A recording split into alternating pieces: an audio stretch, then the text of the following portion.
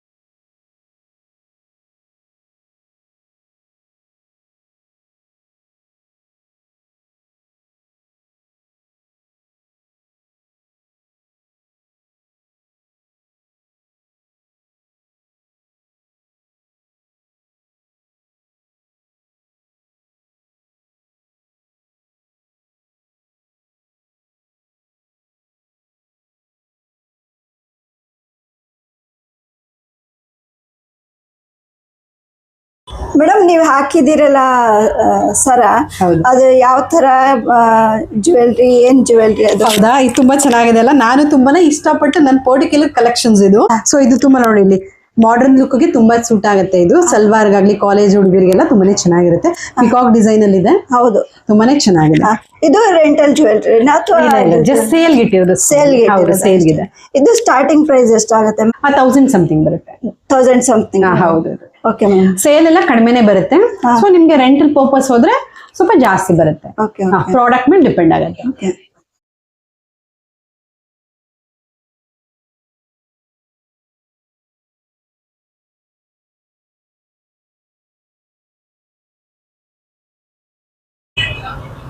ಈ ಚೋಕರ್ಸ್ ಎಲ್ಲ ನಿಮ್ಗೆ ನೈಟ್ ರಿಸೆಪ್ಷನ್ಗೆ, ಲೆಹೆಂಗಾ ಮೇಲೆ ಸಿಂಪಲ್ ಆಗಿ ಒಂದೇ ಒಂದು ವೇರ್ ಮಾಡ್ತೀನಿ. ಬ್ರೈಡಲ್ ಆರ್ ನಾನ್ ಬ್ರೈಡಲ್ ಯಾರು ಬೇಕಾದ್ರೂ ಯೂಸ್ ಮಾಡ್ಬೋದು. ಒಂದೇ ಒಂದು ಸಿಂಪಲ್ ಆಗಿ ಚೆನ್ನಾಗಿರುತ್ತೆ, ಹೆವಿ ಆಗಿ ಕಾಣಿಸುತ್ತೆ.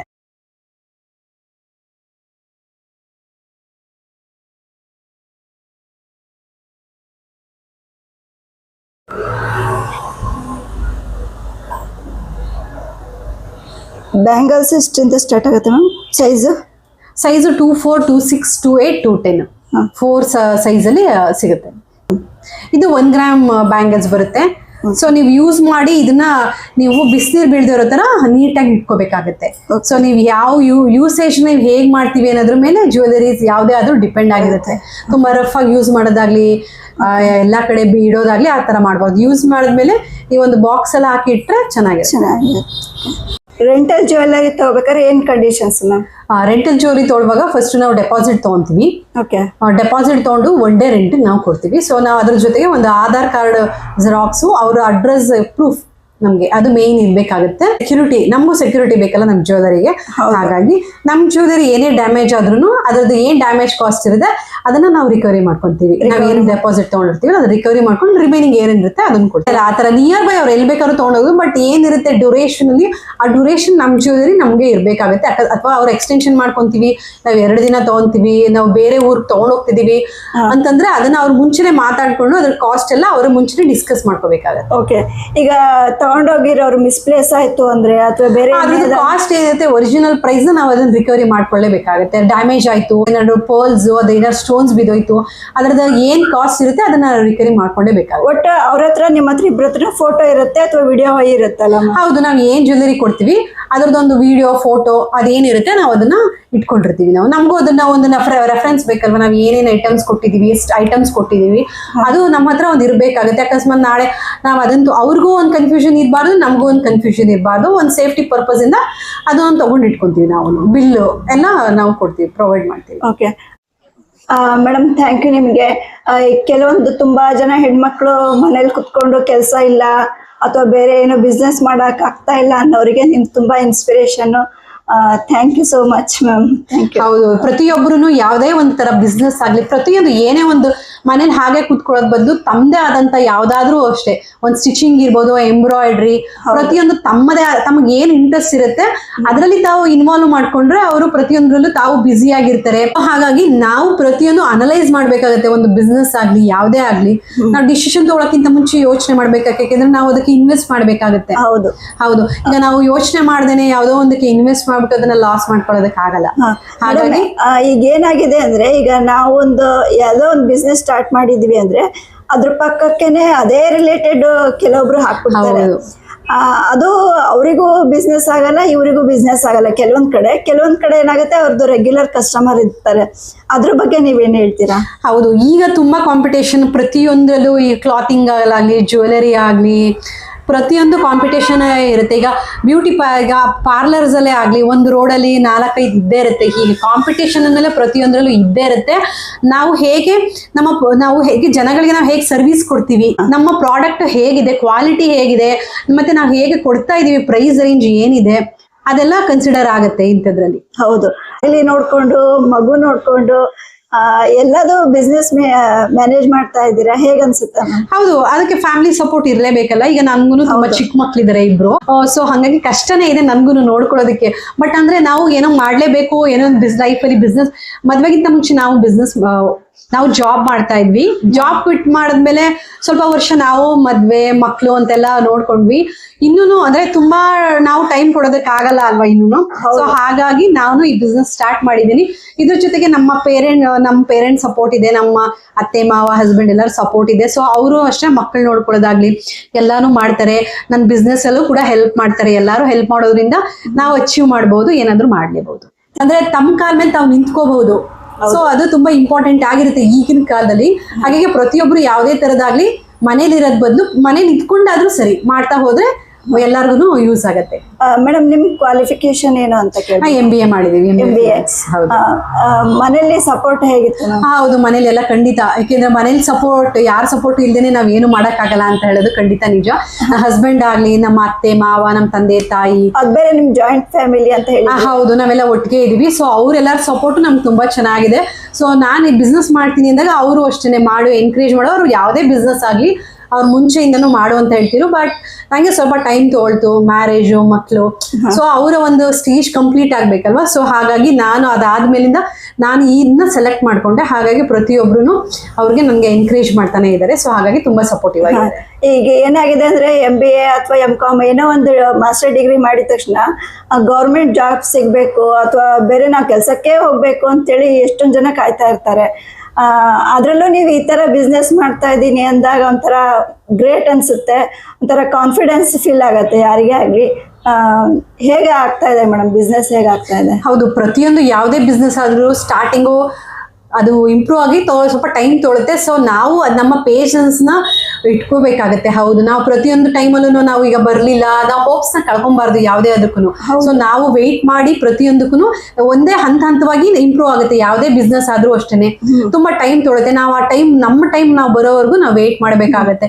ಈಗ ನಮ್ಗೆ ಗೌರ್ಮೆಂಟ್ ಜಾಬೇ ಬೇಕು, ನಮ್ಗೆ ಈ ತರ ಬೇಕು, ಪ್ರೊಫೆಷನ್ ಆ ತರಾನೇ ಬೇಕು ಅಂದ್ರೆ ಯಾವ್ದು ಆಗಲ್ಲ ನಮ್ಗೆ. ಸೊ ಕೆಲವ್ರು ಕೈ ಹಿಡಿಯುತ್ತೆ ಒಂದೊಂದು ಜಾಬ್, ಕೆಲವ್ರು ಆಗೋದಿಲ್ಲ. ಸೊ ಹಾಗಾಗಿ ನಮ್ಮ ಟ್ಯಾಲೆಂಟ್ ಯಾವ್ದಿದೆ ಅಥವಾ ನಮ್ಮ ಇಂಟ್ರೆಸ್ಟ್ ಏನಿದೆ ನಾವು ಅದ್ರ ಪ್ರಕಾರ ಹೋಗ್ತಾ ಹೋದ್ರೆ ನಾವು ಬೆಳಿಬಹುದು. ಬಟ್ ಅದೇನು ಅಂದ್ರೆ ಟೈಮ್ ಬರ್ಬೇಕು, ನಾವು ಅದಕ್ಕೋಸ್ಕರ ವೇಟ್ ಮಾಡ್ಬೇಕು. ಹೌದು, ಅಂದ್ರೆ ಕೆಲವೊಬ್ರು ಏನ್ ಮಾಡ್ತಾರೆ ಅಂದ್ರೆ ಬಿಸ್ನೆಸ್ ಆಗ್ಲಿಲ್ಲ 1 ವರ್ಷ ಅಂದ್ಬಿಟ್ರೆ ಅದನ್ನ ಡ್ರಾಪ್ ಔಟ್ ಮಾಡ್ಬಿಡ್ತಾರೆ. ಅದಕ್ಕೆ ನಿಮ್ಮ ಸಜೆಷನ್ ಏನಂತ? ಹೌದು, ನಾವು ಯಾವುದೇ ಬಿಸ್ನೆಸ್ ಸ್ಟಾರ್ಟ್ ಮಾಡೋಕ್ಕಿಂತ ಮುಂಚೆ ಆ ಬಿಸ್ನೆಸ್ ಬಗ್ಗೆ ಅನಲೈಸ್ ಮಾಡಬೇಕು. ಪ್ರಾಫಿಟ್ ಲಾಸು ಹೇಗ್ ಮಾಡಬಹುದು, ಪ್ರಾಡಕ್ಟ್ ಬಗ್ಗೆ, ಕಸ್ಟಮರ್ ಹೇಗ್ ಬರ್ತಾರೆ, ಅದನ್ನ ನಡೆಯುತ್ತಾ, ಪ್ರತಿಯೊಂದು ನಾವು ಅನಲೈಸ್ ಮಾಡಿ ನಾವು ಯಾವುದೇ ಬಿಸ್ನೆಸ್ ಕೈ ಹಾಕುವಾಗ ಅದನ್ನೆಲ್ಲ ಯೋಚನೆ ಮಾಡ್ಬೇಕಾಗತ್ತೆ. ಈಗ ಮಾಡ್ಬಿಟ್ಟು ಪ್ರತಿಯೊಂದ್ರಲ್ಲೂ ಲಾಸು ಪ್ರಾಫಿಟ್ ಇದ್ದೇ ಇರುತ್ತೆ. ಹೌದು, ಹಾಗಾಗಿ ನಾವು ಪ್ರತಿಯೊಂದು ಯೋಚನೆ ಮಾಡ್ಬೇಕಾಗತ್ತೆ. ನಾವು ಯಾವುದೇ ಬಿಸ್ನೆಸ್ ಮಾಡುವಾಗ ಪ್ರತಿಯೊಂದಕ್ಕೂ ಲೆಕ್ಕಾಚಾರ ಹಾಕ್ಬೇಕಾಗತ್ತೆ. ಟೈಮ್ ಬೇಕು, ಯಾವುದೇ ಬಿಸ್ನೆಸ್ ಇಂಪ್ರೂವ್ ಆಗ್ಬೇಕು ಅಂದ್ರೆ ಟೈಮ್ ಬೇಕು, ನಮ್ಗೆ ತಾಳ್ಮೆ ಇರ್ಬೇಕು, ನಾವು ವೇಟ್ ಮಾಡ್ಬೇಕಾಗತ್ತೆ. ಫಸ್ಟ್ ಕಸ್ಟಮರ್ ಯಾರು ಅಂತ ನೆನಪಿದ್ಯಾ? ನಂಗೆ ಫಸ್ಟ್ ಕಸ್ಟಮರ್ ನನ್ನ ನೈಬರೇ ಇದಾರೆ. ಸೊ ತುಂಬಾ ಹ್ಯಾಪಿ ಇದೆ ಅವ್ರ ಬಗ್ಗೆ. ಹೌದಾ? ಇವೆಂಟ್ಸ್ ಅಲ್ಲೆಲ್ಲ ಪಾರ್ಟಿಸಿಪೇಟ್ ಮಾಡ್ತಾ ಇರ್ತೀರಲ್ವಾ ನೀವು, ಹೇಗೆ ರೆಸ್ಪಾನ್ಸ್ ಇರುತ್ತೆ ಮ್ಯಾಮ್? ಹೌದು, ನಾನು ಅಂದ್ರೆ ನಮ್ದು ಹೊಸದಾಗಿ ಸ್ಟಾರ್ಟ್ ಆಗಿರೋದ್ರಿಂದ ನಾನು ಇದುವರೆಗೂ 2 ಸ್ಟಾಲ್ಸ್ ನ ಹಾಕಿದೀವಿ. ಅವ್ರು ಸೆಲೆಬ್ರಿಟಿ ಜೊತೆ ಹಾಕಿದೀವಿ, ಅವ್ರದ್ದು ಸ್ಯಾರಿ ಬಿಸ್ನೆಸ್ ಇತ್ತು. ಸೊ ನಾವು ಅವ್ರ ಜೊತೆ ಹಾಕಿದೀವಿ. ಇನ್ನೊಂದು ಮೈಸೂರಲ್ಲೇನೆ ಎಕ್ಸಿಬಿಷನ್ ನಡೆದಿದೆ, ಅದ್ರಲ್ಲೂ ಹಾಕಿದೀವಿ. ಅಪ್ ಅಂಡ್ ಡೌನ್ ಪ್ರತಿಯೊಂದ್ರಲ್ಲೂ ಇದ್ದೇ ಇರುತ್ತೆ. ಬಿಸ್ನೆಸ್ ಚೆನ್ನಾಗಿ ಆಗಿದೆ, ರೆಸ್ಪಾನ್ಸ್ ಚೆನ್ನಾಗಿದೆ. ರೆಸ್ಪಾನ್ಸ್ ತುಂಬಾ ಚೆನ್ನಾಗಿದೆ. ಯಾಕೆಂದ್ರೆ ಇವಾಗ ಲೇಡೀಸ್ಗೆ ತುಂಬಾ ಇಂಟ್ರೆಸ್ಟ್ ಆಗಿರೋದು ಒಂದು ಕ್ಲಾತಿಂಗ್ ಮೇಲಿರುತ್ತೆ, ಒಂದು ಜ್ಯುವೆಲರಿ ಮೇಲಿರುತ್ತೆ. ಸೊ ಹಾಗಾಗಿ ಅದಕ್ಕೋಸ್ಕರ ನಾನು ಇದನ್ನ ಸೆಲೆಕ್ಟ್ ಮಾಡ್ಕೊಂಡಿರೋದು. ಮಾತ್ರ ಎಷ್ಟೇ ಇದ್ರು ಲೇಡೀಸು ಇನ್ನೂ ಬೇಕು ಅಂತ ಆಸೆ ಇರುತ್ತೆ. ಸೊ ಈಗಿನ ಗೋಲ್ಡ್ ರೇಟ್ ಅಲ್ಲಿ ನಾವು ಗೋಲ್ಡ್ ಅಂತೂ ಪರ್ಚೇಸ್ ಮಾಡೋಕ್ಕಂತೂ ಆಗಲ್ಲ, ಅದು ಕನ್ಸಿನ್ ಮಾತು. ಇದ್ರಲ್ಲಿ ನಾವು ಇಮಿಟೇಷನ್ ಜ್ಯುವೆಲರಿ ಆಗ್ಲಿ ಯಾವುದೇ ಆಗ್ಲಿ ನಾವು ಒಂದ್ ಟೈಮ್ ಇಟ್ಕೊಂಡ್ರೆ ನಾವು ನಮ್ಮ ಮಕ್ಕಳು ಯಾರು ಬೇಕಾದ್ರೂ ಹಾಕ್ಬಹುದು. ಹೌದು, ರೆಸ್ಪಾನ್ಸ್ ಕೂಡ ತುಂಬಾ ಚೆನ್ನಾಗಿರುತ್ತೆ ಲೇಡೀಸ್. ಅಂದ್ರೆ ಈಗ ಬಂದವರೆಲ್ಲ ಪರ್ಚೇಸ್ ಮಾಡ್ಲೇಬೇಕು ಅಂತ ಹಾಗೇನಿರೋದಿಲ್ಲ. ಬಟ್ ಅವ್ರು ನೋಡ್ತಾರೆ, ಅಲ್ಲ ಅಂದ್ರೆ ಒಂದ್ 5 ಐಟಮ್ಸ್ ನೋಡ್ತಾರೆ. ಸೊ ಕೊನೆಯಲ್ಲಿ ಯಾವ್ದು ಇಷ್ಟ ಆಗುತ್ತೆ ಅದನ್ನ ಪರ್ಚೇಸ್ ಮಾಡ್ತಾರೆ. ಓಕೆ, ಕ್ಯಾರಿ ಮಾಡಕ್ಕೂ ಈಸಿ ಆಗುತ್ತೆ ಮ್ಯಾಮ್. ಹೌದು ಹೌದು, ಹಾಗೆ ಊರಿಂದ ಊರಿಗೆ ಹೋಗ್ಬೇಕಾದ್ರೆ ಜ್ಯುವೆಲ್ರಿ ಕ್ಯಾರಿ ಮಾಡಕ್ಕೂ ಈಸಿ ಆಗುತ್ತೆ. ಹೌದು ಹೌದು, ಈಗ ನಾವು ಎಲ್ಲಾ ಕಡೆಗೆ ನೈಟ್ ಟೈಮ್ ಆಗ್ಲಿ, ಲಾಂಗ್ ಜರ್ನಿ, ನಾವು ಗೋಲ್ಡ್ ಹಾಕೊಂಡೇ ಹೋಗಕ್ಕಾಗಲ್ಲ. ಆಮೇಲೆ ಪ್ರತಿಯೊಬ್ಬರಿಗೂ ಎಲ್ಲಾ ಲೆವೆಲ್ ಅವ್ರು ಗೋಲ್ಡ್ ನ ಅಫೋರ್ಡ್ ಮಾಡಕ್ ಆಗೋದಿಲ್ಲ. ಅಂತವ್ರು ಇದನ್ನ ವೇರ್ ಮಾಡ್ಬೋದು, ವೇರ್ ಮಾಡಿ ಇಟ್ಕೊಂಡು ಎಷ್ಟು ವರ್ಷನಾದ್ರೂ ಯೂಸ್ ಮಾಡ್ಬೋದು. ಇವಾಗೆಲ್ಲ ಪಂಚಲೋಹ ಇದೆ, ಇಮಿಟೇಷನ್ ಜ್ಯುವೆಲರೀಸ್ 1 ಗ್ರಾಮ್ ಎಲ್ಲ ಇದೆ. ಹಾಗಾಗಿ ಪಂಚಲೋಹನೂ ಇವಾಗ ತುಂಬಾ ಟ್ರೆಂಡಿಂಗ್ ಅಲ್ಲಿ ನಡೀತಿದೆ. ಅದನ್ನು ಅಷ್ಟೇನೆ, ಅದು ಗೋಲ್ಡ್ ತರನೇ ಇರುತ್ತೆ, ಲೈಫ್ ಟೈಮ್ ವಾರಂಟಿ ಇರುತ್ತೆ, ಅದನ್ನು ಯೂಸ್ ಮಾಡ್ಬೋದು. ಓಕೆ, ಈ ಹೊಸ ಬಿಸ್ನೆಸ್ ಸ್ಟಾರ್ಟ್ ಮಾಡೋರಿಗೆ ನಿಮ್ ಕಡೆಯಿಂದ ಏನ್ ಸಜೆಷನ್? ಸಜೆಷನ್ ಅಂದ್ರೆ ನಾನು ಆಲ್ರೆಡಿ ಹೇಳಿದ್ದೀನಿ, ಪ್ರತಿಯೊಂದು ಬಿಸ್ನೆಸ್ ಅನ್ನು ತುಂಬಾ ಟೈಮ್ ಬೇಕು. ಯಾವುದೇ ಇಂಪ್ರೂವ್ ನಾವು ಮಾಡಿದ ತಕ್ಷಣ ನಮ್ಗೆ ಜನ ಬರ್ಬೇಕು, ಪರ್ಚೇಸ್ ಮಾಡ್ಬೇಕು, ನಮ್ಗೆ ಪ್ರಾಫಿಟ್ ಆಗ್ಬೇಕು, ಅವೆಲ್ಲ ಆಗೋದಿಲ್ಲ. ಪ್ರತಿಯೊಂದು ಬಿಸ್ನೆಸ್ ಆಗ್ಲಿ ನಾವು ಅದನ್ನ ಎಕ್ಸ್ಪೆಕ್ಟ್ ಮಾಡಕ್ಕಾಗಲ್ಲ. ನಮ್ಮ ಮ್ಯಾಕ್ಸಿಮಮ್ ಎಫರ್ಟ್ ನಾವು ಕೊಡ್ಬೇಕು. ಯಾವುದೇ ಬಿಸ್ನೆಸ್ ಆಗ್ಲಿ, ಬಿಸ್ನೆಸ್ ನಾವು ಸ್ಟಾರ್ಟ್ ಮಾಡಕ್ಕಿಂತ ಮುಂಚೆ ನಾವು ಅದೊಂದೊಂದು ಯೋಚನೆ ಮಾಡ್ಬೇಕು. ಯಾವ ಬಿಸ್ನೆಸ್ ಮಾಡಿದ್ರೆ ನಮ್ಗೆ ಒಳ್ಳೇದು, ನಮ್ಮ ಇಂಟ್ರೆಸ್ಟು, ನಮ್ಮ ಸರೌಂಡಿಂಗು, ನಾವು ಎಲ್ಲಿ ಮಾಡ್ಬೇಕಾಗತ್ತೆ, ಆ ಪ್ರಾಡಕ್ಟ್ ನ ಜನ ಯಾವ ತರ ರಿಸೀವ್ ಮಾಡ್ತಾರೆ, ನಾವು ಯಾವ ತರ ಯಾವ ರೇಟ್ ಅಲ್ಲಿ ಇದ್ರೆ ಜನಗಳು ತಗೊಂತಾರೆ. ಅಡ್ರೆಸ್ ಇನ್ನೊಂದ್ಸಲ ಹೇಳ್ಬಿಡಿ. ನಮ್ ಶಾಪ್ ಬಂದು ಸನ್ಮಯ ಜ್ಯುವೆಲರಿ. ನಮ್ಮ ಶಾಪ್ ಲೊಕೇಟ್ ಆಗಿರೋದು Hebbal first stage, near more ಸೂಪರ್ ಮಾರ್ಕೆಟ್ ಹತ್ರ ಬರುತ್ತೆ. ಹಾಗೆ ವಿಜಯನಗರ ಫಸ್ಟ್ ಸ್ಟೇಜ್, ಸೆಕೆಂಡ್ ಸ್ಟೇಜ್ಗೆಲ್ಲ ಹತ್ರ ಆಗುತ್ತೆ. ಓಕೆ, ಬಸ್ ರೂಟ್ ಬರೋದಾದ್ರೆ ಯಾವ 119 ಅಥವಾ ಯಾವ್ದು ಬರುತ್ತೆ ಮ್ಯಾಮ್? ನೀವು ಬಸ್ ರೂಟ್ ಬರೋದಾದ್ರೆ ಸಿಟಿ ಬಸ್ ಸ್ಟ್ಯಾಂಡ್ ಇಂದ 160 ಮೋರ್ ಸ್ಟಾಪ್ ಅಂತ ಹೇಳಿದ್ರು ನಮ್ಗೆ ನಿಯರ್ ಬೈ ಆಗುತ್ತೆ. ಮೋರ್ ಸೂಪರ್ ಮಾರ್ಕೆಟ್ ಇಂದ ಜಸ್ಟ್ 2 ಮಿನಿಟ್ಸ್ ಆಗುತ್ತೆ. ಇಲ್ಲಾಂದ್ರೆ ಸೂರ್ಯ ಬೇಕರಿ ಹತ್ರ ಬರೋದಾದ್ರೆ 119 ಬಸ್ಸಸ್ ಬರುತ್ತೆ. ನೀವು ಬಸ್ ಬರೋದಾದ್ರೆ, ಅಥವಾ ನಮ್ದು ಈ ವಿಡಿಯೋದಲ್ಲಿ ನಮ್ದು ಫೋನ್ ನಂಬರ್ ನಾವು ಕೊಡ್ತೀವಿ. ಅಕಸ್ಮಾತ್ ನೀವು ಶಾಪ್ ವಿಸಿಟ್ ಮಾಡ್ತೀವಿ, ನಾವು ನೋಡ್ತೀವಿ ಅನ್ನೋದಾದ್ರೆ ನಮ್ಗೆ ಕಾಲ್ ಮಾಡಿ ನೀವು ಲೊಕೇಶನ್ ತಗೋಬಹುದು. ಲೊಕೇಶನ್ ತಗೊಂಡು ನೀವು ನಮ್ಮ ಶಾಪ್ ವಿಸಿಟ್ ಮಾಡ್ಬೋದು. ಆನ್ಲೈನ್ ಫೆಸಿಲಿಟಿ ಏನಾದ್ರು ಇದೆಯಾ ಮ್ಯಾಮ್? ಅವ್ರು ಕಾಲ್ ಮಾಡ್ಕೊಂಡು ಆ ಥರನೂ ಮಾಡ್ಬೋದು. ನಾವು ನಮ್ದು ಇನ್ಸ್ಟಾಗ್ರಾಮ್ ಪೇಜು ಇದೆ, ಸನ್ಮಯ ಜ್ಯುವೆಲರಿ ಅಂತ. ನೀವು ಪರ್ಚೇಸ್ ಆಗಲಿ, ರೆಂಟ್ ಆಗಲಿ, ಪ್ರತಿಯೊಂದು ನಾವಲ್ಲಿ ಅಪ್ಡೇಟ್ ಮಾಡ್ತಿರ್ತೀವಿ. ಯಾವುದೇ ಹೊಸ ಕಲೆಕ್ಷನ್ಸ್ ಬಂದ್ರೂ ಸನ್ಮಯ ಜ್ಯುವೆಲರಿ ಅನ್ನೋ ಪೇಜ್ ಇದೆ ಇನ್ಸ್ಟಾಗ್ರಾಮಲ್ಲಿ, ಎಲ್ಲರೂ ಫಾಲೋ ಮಾಡಬೇಕು ಅಂತ ಕೇಳ್ಕೊತೀನಿ. Madam, thank you so much ನಿಮಗೆ ವಿಡಿಯೋ ಮಾಡಕ್ಕೆ ಪರ್ಮಿಷನ್ ಕೊಟ್ಟಿರೋದಕ್ಕೆ. ಇನ್ನೂ ಚೆನ್ನಾಗಾಗಲಿ ನಿಮ್ಮ ಬಿಸ್ನೆಸ್ಸು, ಇನ್ನೂ ಒಳ್ಳೆ ಮಟ್ಟಕ್ಕೆ ಬೆಳೀಲಿ, ಕಸ್ಟಮರ್ ಜಾಸ್ತಿ ಆಗಲಿ ಅಂತ ಪ್ರೇ ಮಾಡ್ತೀನಿ ಮ್ಯಾಮ್. Thank you. ನೀವು ಅಷ್ಟೇನೆ ನಮ್ಗೆ ಸಪೋರ್ಟ್ ಕೊಟ್ಟಿದ್ದೀರಾ. ನಿಮ್ಮಿಂದ ನಮ್ ಬಿಸ್ನೆಸ್ ಕೂಡ ಇಂಪ್ರೂವ್ ಆಗುತ್ತೆ. So thank you so much. Thank you ma'am.